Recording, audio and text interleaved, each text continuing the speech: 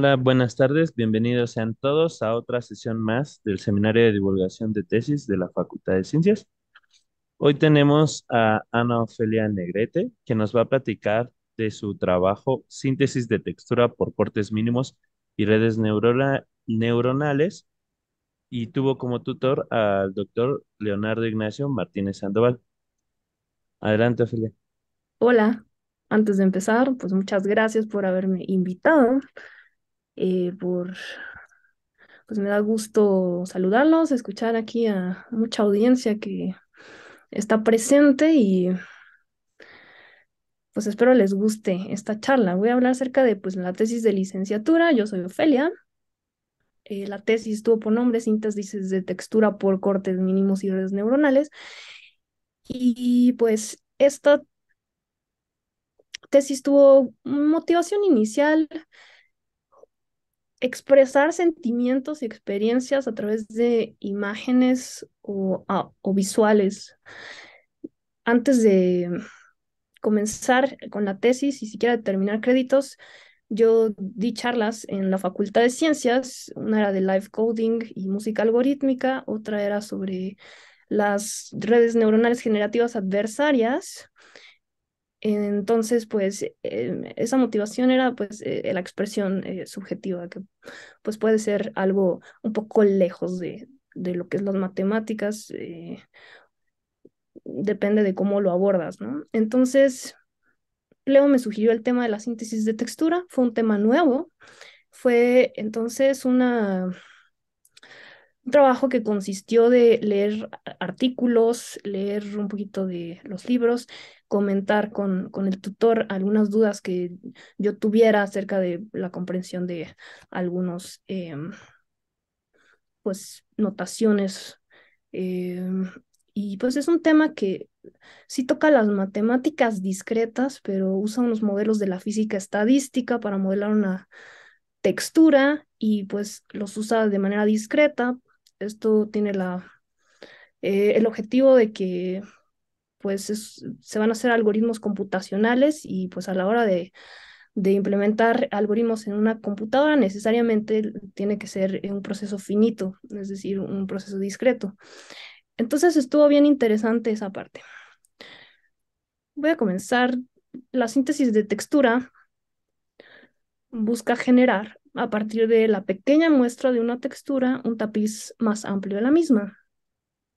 Como vemos en esta imagen, esto es lo que es una textura.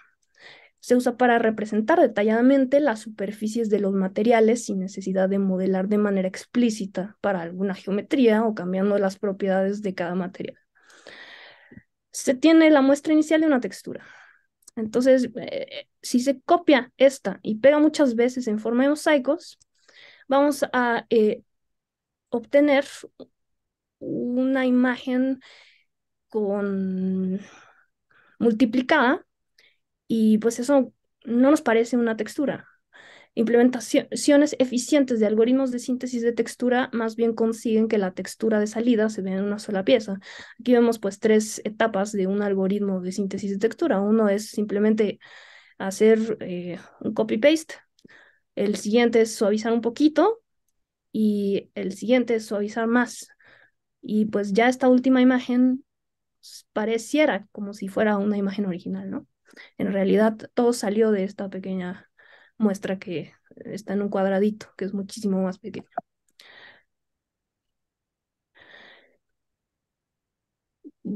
Bueno, estas texturas las vamos a tomar como imágenes. Una imagen la vamos a pasar a la computadora y pues la vamos a entender como datos.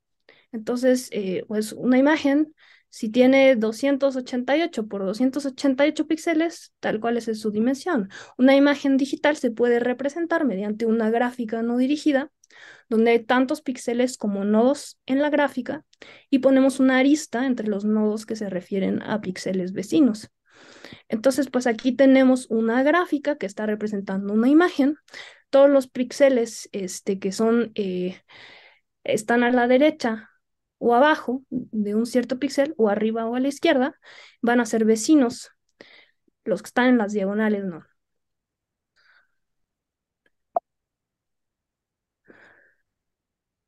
El problema de síntesis de textura, pues ya es muy viejo. Se ha estudiado la textura desde los 50 con consiguientes aportaciones de Jules, Heger y Bergen, de Bonnet, Wang y Xu, Portilla y Simoncelli, Efros y Freeman, Quatra, Gattis, etc. Un modelo matemático para las texturas es el campo aleatorio de Markov. Esto nos está diciendo que, pues, si yo pretendo crear desde cero un algoritmo de síntesis de textura, probablemente pues voy a poder lograr algo como estos principios de mosaicos, pero me voy a empezar a topar en los detalles con algunas problemáticas que pues tal vez me atore en ese proceso, porque los algoritmos que ahorita conocemos de síntesis de textura pues ya han sido basados en los trabajos previos de estas personas. Entonces pues así es como ha avanzado este proceso de texturización que se utiliza en videojuegos y pues cosas de realidad virtual. Un modelo matemático para las texturas es el campo aleatorio de Markov. Este modelo, pues también con el paso del tiempo, pues se encontró que el campo aleatorio de Markov funciona bien, eficientemente para modelar una textura. Un campo aleatorio de Markov consta de tres conjuntos y satisface una propiedad. Esta es la definición. Tenemos un conjunto de sitios, están los vecinos, están las variables aleatorias, es decir, yo puedo pensar que en una imagen, tengo una imagen, tiene blanco y negro. Entonces, al blanco le doy el valor 0, al negro le doy el valor 1. Entonces, ese es un posible etiquetamiento de los píxeles de esa imagen. Entonces, cualquier píxel que yo tome, pues va a tener una de esas dos etiquetas, pero hay muchísimas posibles combinaciones de esos dos valores y a eso pues, se le llama una configuración. Entonces, bueno, aquí me están diciendo que voy a tener un conjunto donde cada FI es una variable aleatoria que toma un etiquetado, un valor es aleatorio y bueno, a un conjunto particular de esas etiquetas le voy a llamar configuración de F. Y además el campo aleatorio de Markov tiene que cumplir una propiedad de Markov. Hay algunas personas que le dicen al campo aleatorio de Markov una generalización de las cadenas de Markov, porque estas últimas muchas veces son estudiadas en función del tiempo, en función de una dimensión. Sin embargo, el campo aleatorio de Markov ya necesita dos dimensiones y pues se construyen funciones que dependen de una espacialidad. Esto nos lleva a la plática de los modelos probabilísticos en gráficas. Se usa un procedimiento parecido para ellos. Un modelo probabilístico en gráficas nos permite representar un conjunto de variables aleatorias y cómo están estas relacionadas a partir de sus probabilidades o dependencias condicionales. La idea clave de estos modelos está en que la estructura de estas gráficas permite dar una factorización de las distribuciones de probabilidad que están interviniendo. Una clasificación de los modelos probabilísticos en gráficas sería, uno, redes bayesianas, que son dirigidas y acíclicas, otras redes bayesianas dinámicas, cadenas de Markov, campos aleatorios de Markov, que son no dirigidos y cíclicos, gráficas factores. La factorización que termina cualquiera de estas gráficas es una manera conveniente de calcular la probabilidad conjunta de las variables aleatorias. En particular serán útiles las definición de clic y función potencial. Eh, Tenemos esta imagen, la que vimos en el principio, que tiene 6 píxeles, y vemos que esas aristas, no son dirigidas, es decir, que si yo me tomo 2 píxeles P y Q, es como si hubieran dos aristas, la que va de P a Q y la que va de Q a P. Vemos que esa gráfica inicialmente pues no tiene pesos asignados. Entonces, pues decimos entonces que nuestro modelo es no dirigido y pues es cíclico porque pues entre los mismos vecinos pues podemos hacer un ciclo y eso va a ser un factor que va a influir bastante en la complejidad del problema de síntesis de textura. Bueno, entonces un clique es una subgráfica completa de G, es decir, un clique es un subconjunto de la gráfica Y para todo par de vértices UV en el clique hay una arista UV en las aristas de ese clique.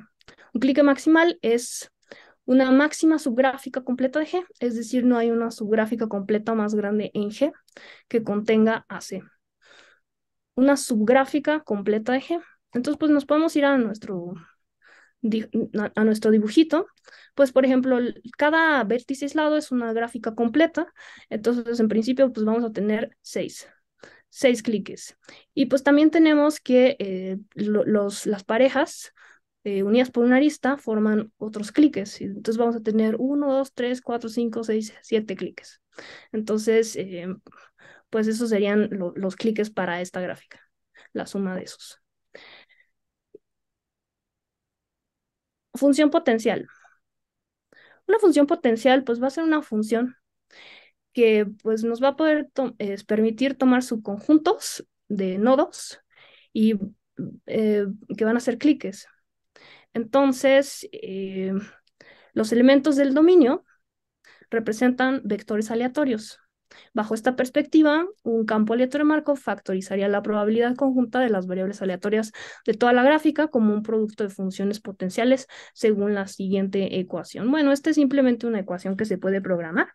Nos regresamos a nuestro dibujito, pues por ejemplo, si yo puedo pensar en partir en cliques, en los que son parejas estos, y estos tuvieran un peso asignado ahí, pues voy a darle esa función phi, esa es la función potencial, voy a multiplicar todas esas funciones potenciales y eso me va a dar precisamente la probabilidad de un etiquetamiento, una configuración específica para una gráfica.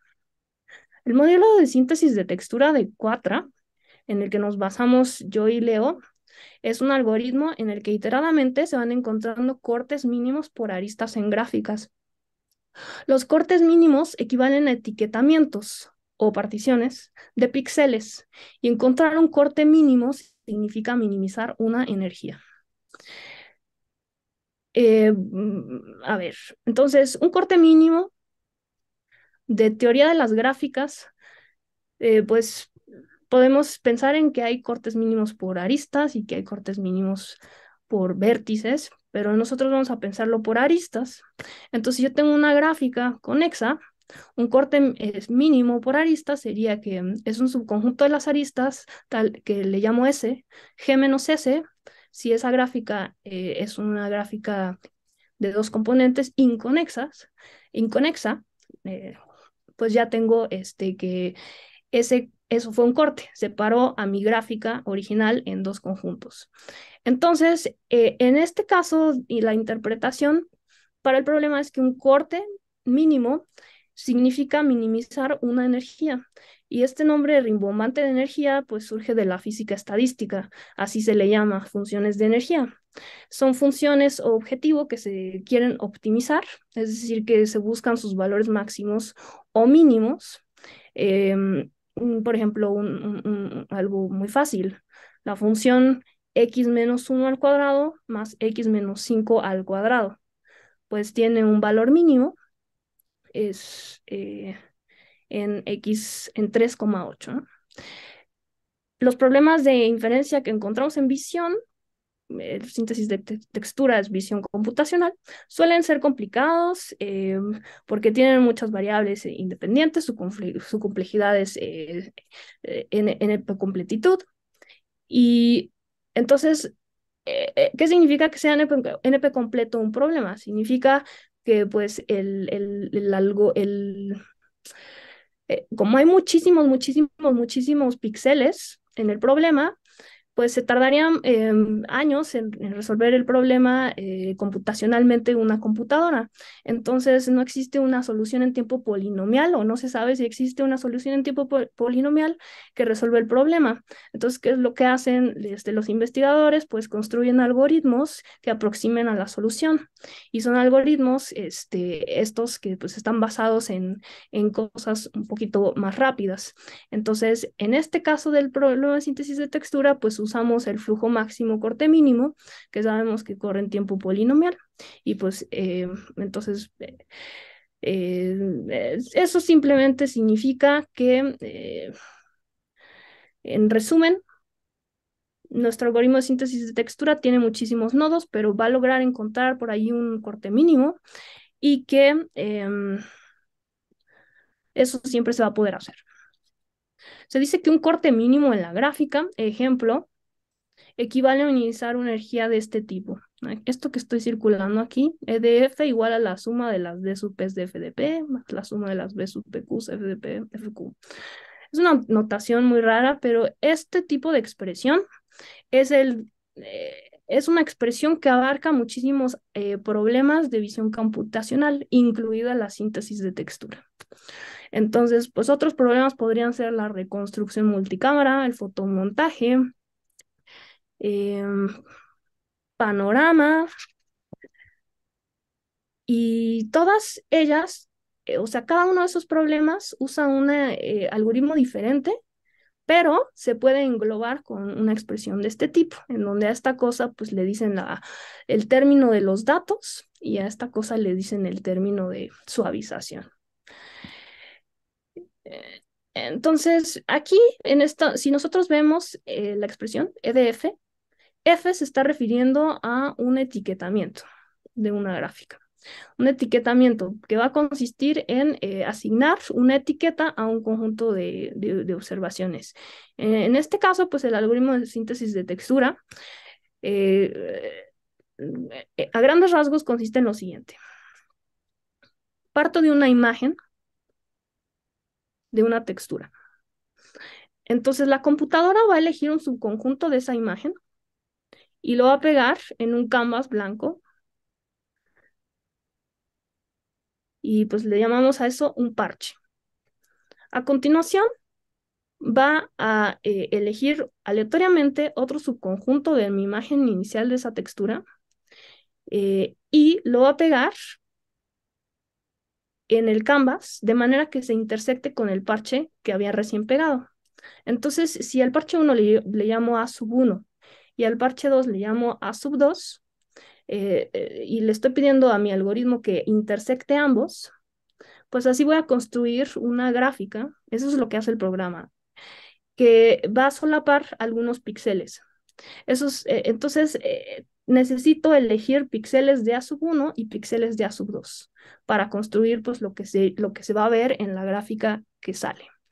¿Qué significa eso? Pues que voy a, en mi canvas, voy a etiquetar, elegir un etiquetamiento apropiado para este, ¿no? Se dice un etiquetamiento, es decir, voy a elegir qué colores, con qué colores me voy a quedar, con los del parche A sub 1 o con los del parche A sub 2.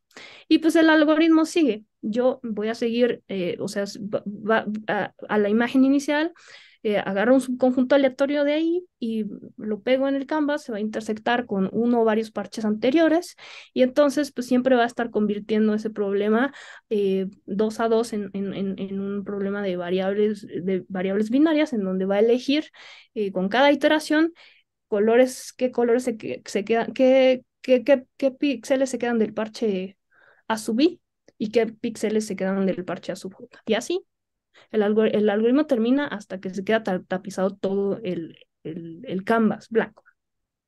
Entonces, formalmente, pues decimos que un etiquetamiento es una función que me lleva, o sea, en este caso, estoy pensando en imágenes, en una matriz, entonces a cada píxel le voy a asociar un valor. En este caso va a ser un color.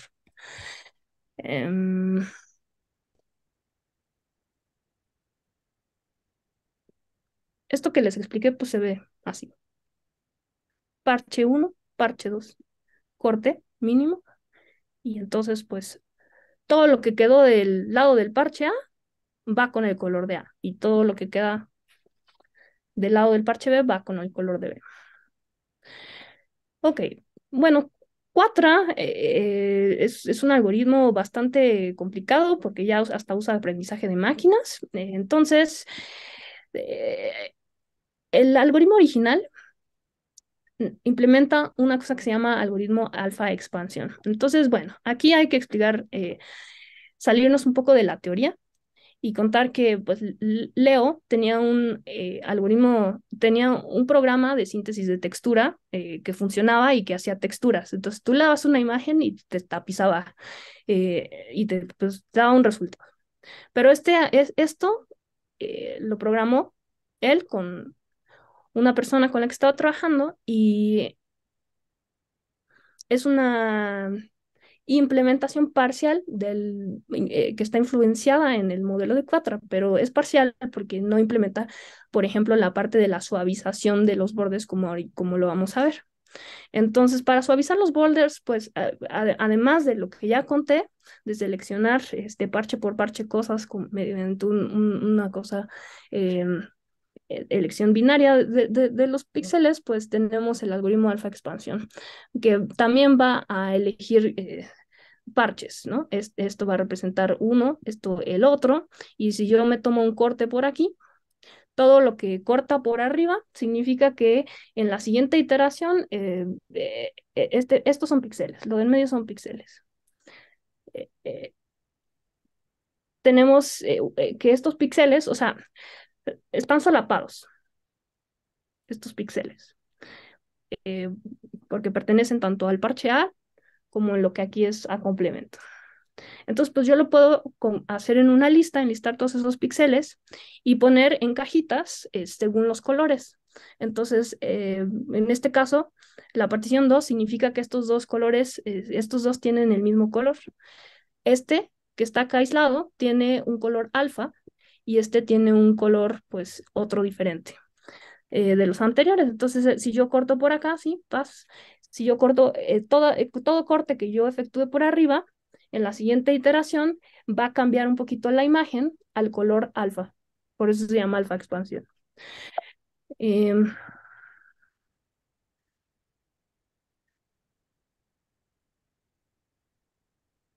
bueno,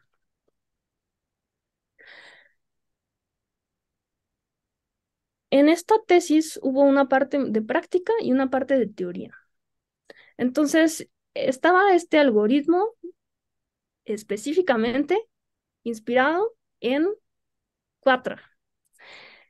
Sin embargo, pues hay una teoría detrás que nos dice por qué puede ser resuelto ese problema. O sea, nos puede decir además la complejidad de ese algoritmo. Y pues para eso, pues los teóricos inventaron la clase f cuadrada de las funciones que se pueden escribir como suma de funciones de a lo más dos variables binarias como sigue.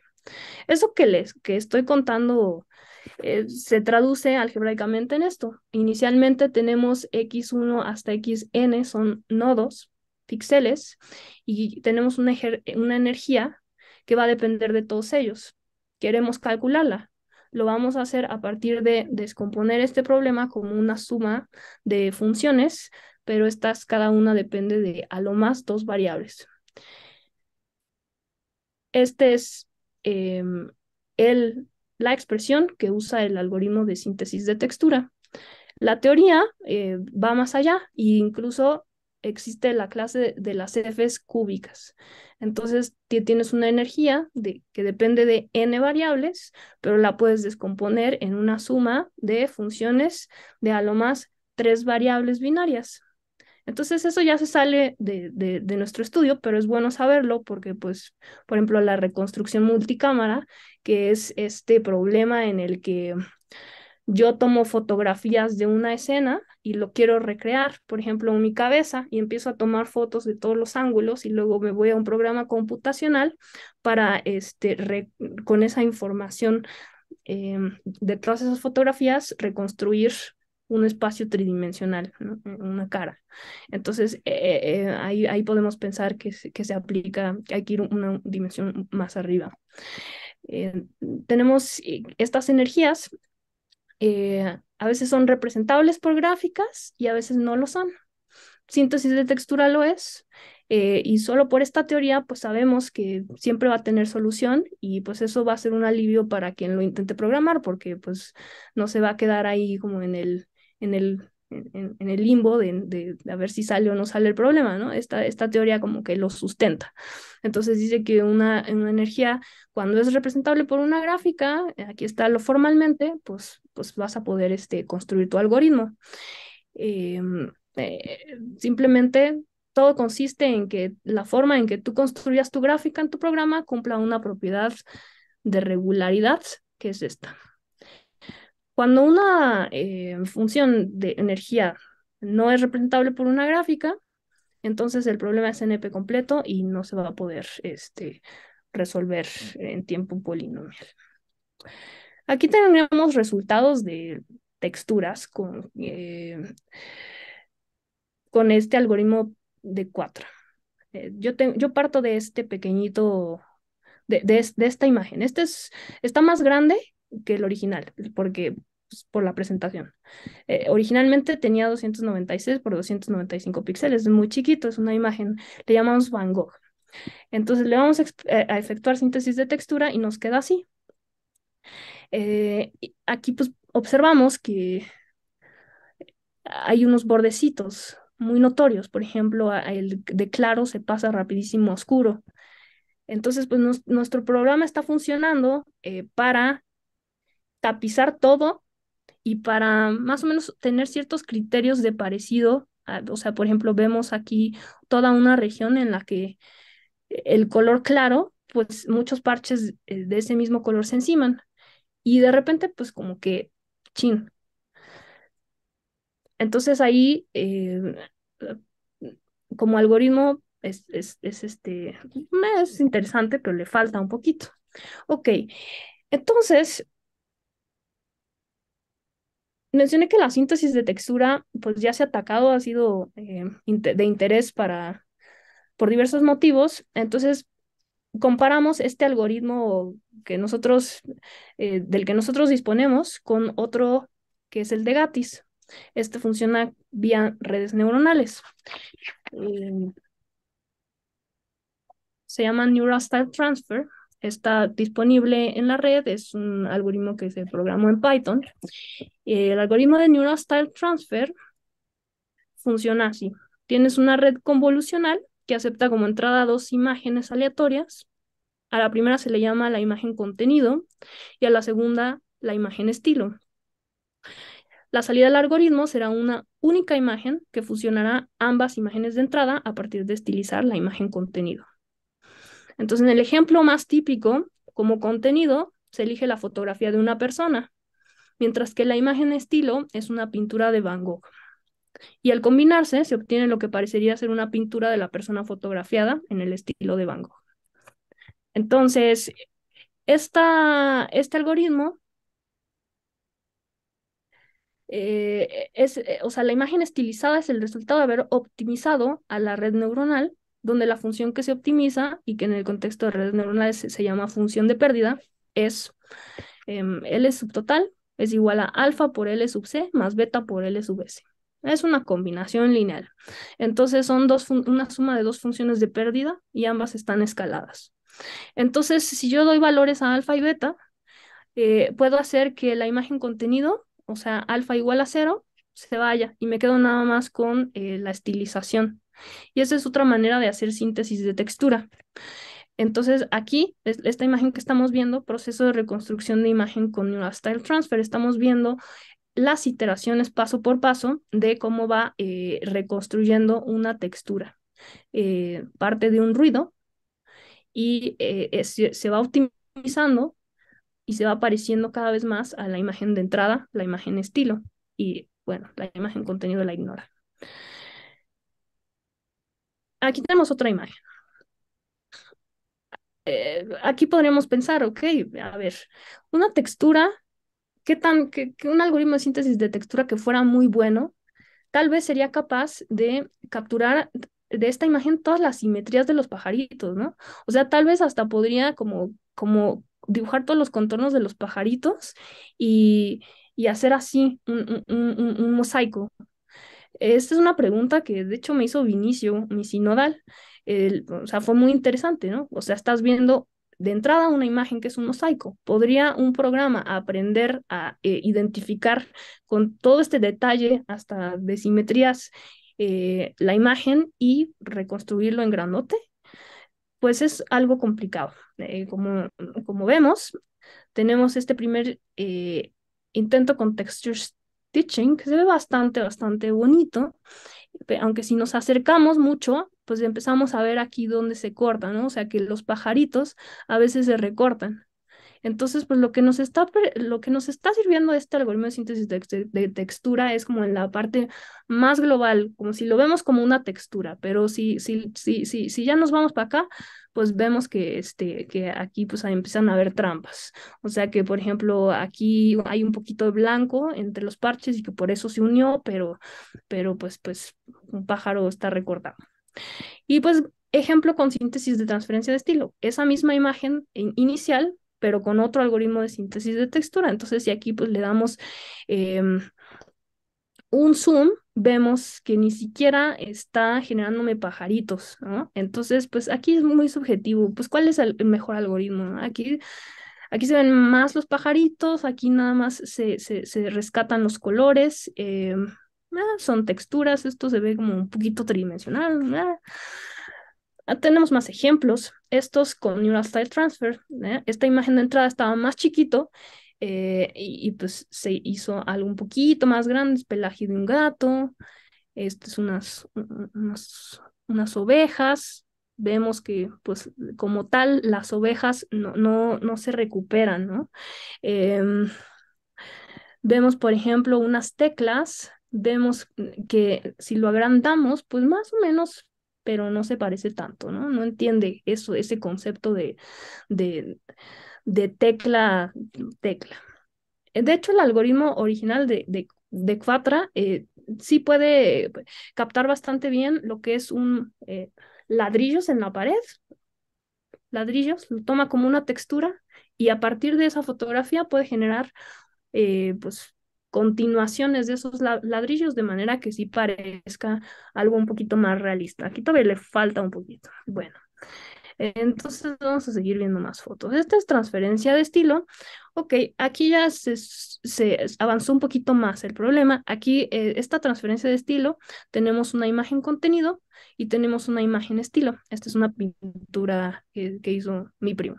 Esta es una fotografía y el resultado, pues, es una pintura, eh, eh, entre comillas, pareciera una pintura, pero en este caso, pues la función de pérdida ya está involucrando tanto a la imagen contenido como a la imagen estilo. Entonces, hay la diferencia. Esto ya no es síntesis de textura, es una generalización. Y pues lo mismo para acá. Aquí no tiene colores, está respetando los de la imagen original. Este también está respetando los de la imagen original. Pero hay opciones, hay también la opción en que los colores de esta se vayan y nada más nos quedemos con los de la imagen estilo. Aquí tenemos por ese caso, ¿no? Este es precisamente el ejemplo de que de la pintura de Van Gogh y la fotografía la fotografía de una profesora de la Facultad de Ciencias. Entonces, pues pasamos al algoritmo y nos queda pues una pintura en el estilo de Van Gogh. Bueno, también tiene sus detalles el Neural Style Transfer como para estar jugando del lado de la programación, no tanto ya del lado matemático, que es, bueno, si yo juego con los escalamientos, había dicho, la función de pérdida total, pues es alfa por L sub C más beta por L sub S. Entonces, en este caso, la beta es la que le estuvimos dando valores, punto 1, punto 2, punto 3 hasta punto 9. Y eh, pues aquí genera texturas, pero es muy diferente. Aquí tenemos aplicado a una fotografía. Si yo escalo y, y mi alfa no es cero, genero una transferencia de estilo que puede ser, a mi gusto, no sé, este me gusta más. Aquí están como más chiquitos los pescaditos y aquí pues se van agrandando y acá se van agrandando y más opciones más grandes ya no se ve tan bien. La transferencia de estilo es aplicable tanto a imágenes como a video. Te invito a ver un proyecto que realicé en donde utilizo esta técnica. Ok, sí, si lo puedes hacer en imágenes, pues ya lo puedes hacer en video. Te va a requerir más procesamiento computacional porque finalmente un video se compone de una sucesión de fotografías en el tiempo, 24 cuadros por segundo, 30 cuadros por segundo. Entonces tú tienes un video, lo que va a hacer este programa es primero hacerle una transferencia a la primera imagen, luego se va con la siguiente, con la siguiente, con la siguiente, con la siguiente, y así hasta terminar. Entonces este proyecto que yo hice, pues yo propuse un video y no sé si vaya a dar tiempo de verlo, pero tardó 3 semanas en procesarse, ¿no? Ahí ya estamos hablando de que usamos GPUs y de que pues, ahí se nota realmente la cantidad de procesamiento computacional que estos algoritmos de aprendizaje de máquinas conllevan. Eh, Aquí le voy a dejar, creo que podemos verlo por acá.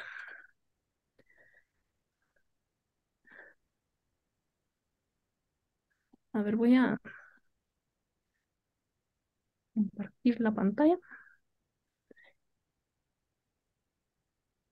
Aquí tenemos el video original del lado izquierdo y del lado derecho estamos viendo un video estilizado.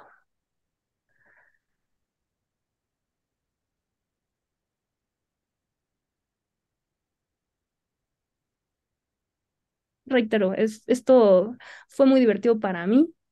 Quise pues darle una interpretación de que, por ejemplo, si tú tienes un video estilizado, puedes decir que es una distorsión de la realidad. Entonces, que una persona que está experimentando una marcha gay, pues puede de repente salirse de la realidad y ver muchos más colores.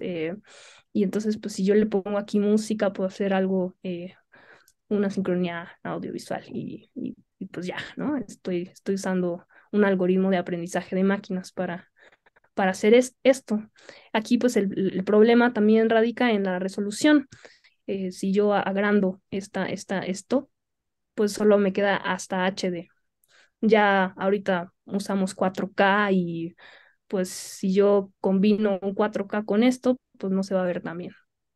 Pero bueno, a mí me gustó cómo quedó así en doble, de hecho desfasado, es decir, ahorita estamos viendo tal cual lo que está pasando del lado izquierdo, del lado derecho. Pero si yo muevo un poquito el video, a que una escena se vea de este lado y otra diferente esté así, se ve interesante.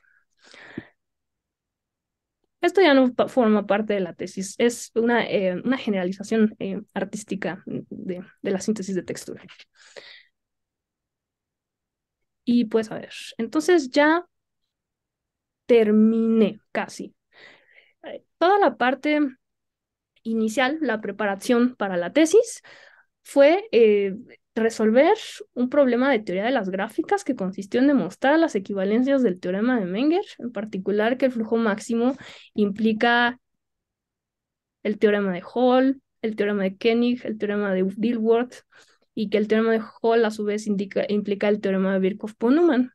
Esto pues me preparó bastante para lo que es entender cómo funciona el algoritmo de flujo máximo corte mínimo eh, y, y pues y pues ya, ¿no?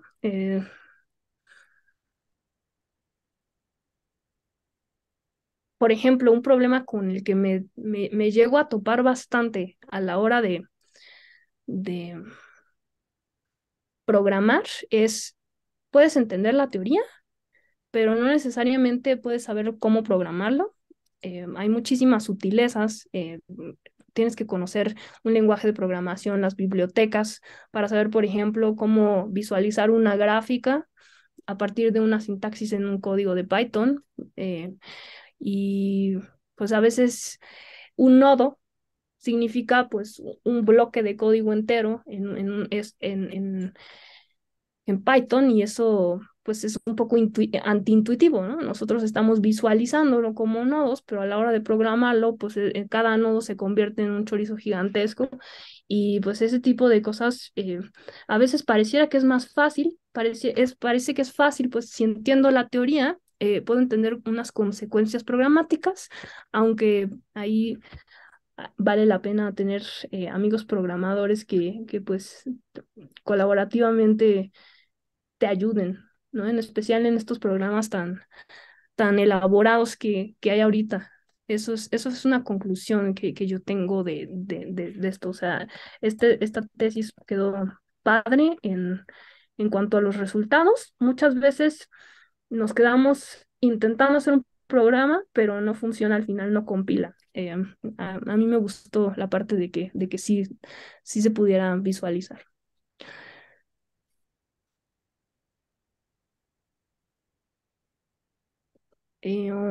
Pues ya, no sé si alguien tiene alguna pregunta, alguna, algún comentario. Gracias, Ofelia. De los aquí presentes, ¿alguien quiere hacer una pregunta? Ya sea pueden agregarla al chat o pueden abrir sus micrófonos. Por ahorita creo que veo a Laura. Yo nada más felicitarte, estuvo muy bonita tu plática y tu trabajo, las dos cosas. Es un comentario nada más. Muchas felicidades, me encantó. Gracias, gracias. ¿Alguien más que tenga alguna pregunta para Ofelia? Bueno, igual también comentario, no pregunta. Está muy interesante el tema de tesis. Uno está acostumbrado ya, ¿no? A utilizar muchos filtros, ¿no? En el celular, o lo descargas a tu computadora y justo a tus fotos le pones este tipo de estilos, ¿no?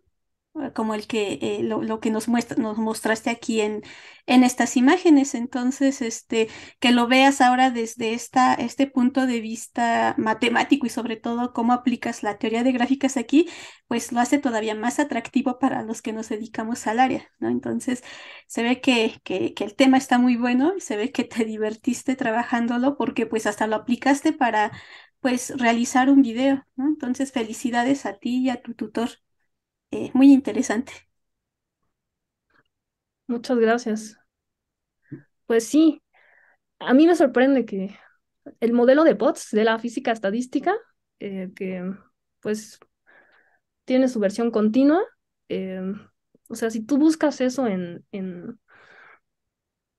un libro, pues puede ser incomprensible. Y pues piensas que tienes que saber física y piensas que, quién sabe, pero estos algoritmos computacionales tal cual lo hacen un poquito más fácil de entender. Entonces creo que esto me va a servir incluso para las matemáticas teóricas de una manera muy personal. Tal vez sería difícil compartir la experiencia a otras personas, pero o sea, si tú no le dices modelo de Potts, usaste el modelo de Potts, y Bueno, siguen con... sí, y sí tengo una pregunta, ya me acordé también. Hablaste sobre los pioneros en 1950, ¿no? Ajá. Sobre el estudio de esto, ¿no? De tu tema. En sí, ¿cuál fue el objetivo principal de estos pioneros? ¿Qué es lo que buscaban? ¿Qué tipo de aplicación? Lo primero fue un estudio sobre cómo afectaba la percepción de la textura en la visión y en la experiencia. Entonces eso no tuvo fines científicos, matemáticos, tanto como, a ver, una textura, ¿qué significa?